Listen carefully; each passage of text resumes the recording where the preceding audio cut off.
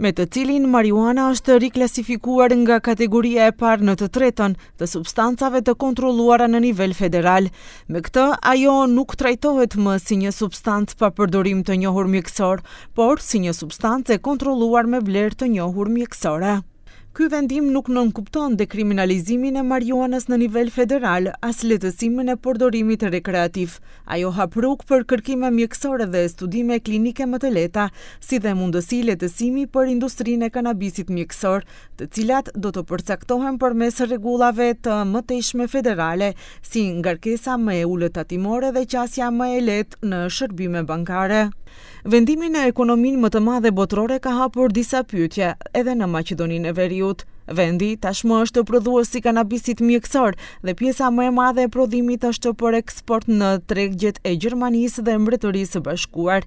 Megjithatë, edhe pse pacientët e Maqedonisë ligjërisht kanë të drejtë të përdorin kanabis mjekësor me diagnozë të duhur, në praktik terapia është e vështirë për t'u arritur.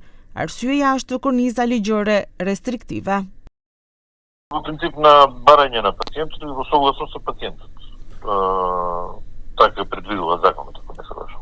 Kjo do të thotë se mjekët nuk mund të rekomandojnë aktivisht kanabis mjekësor, por mund të përshkruajnë vetëm nëse pacienti e kërkon dhe vetëm brenda kornizës së diagnozave dhe stadeve të caktuara të sëmundjes. Stojkovski shpjegon se tek pacientët e onkologjisë kanabisi mjekësor nuk përdoret si terapi për të kuruar sëmundjen vet, por mund të ketë rol në kontrollin e disa simptomave, si dhimbja, të përzira ose efektet anësore nga kimoterapia. Канабисот може да го препишува специјалисти по радиотерапија, онкологија, хематологија, мислам дека неврологија, психијатрија, мислам дека од некои од детските специјалности исто така може да препишува.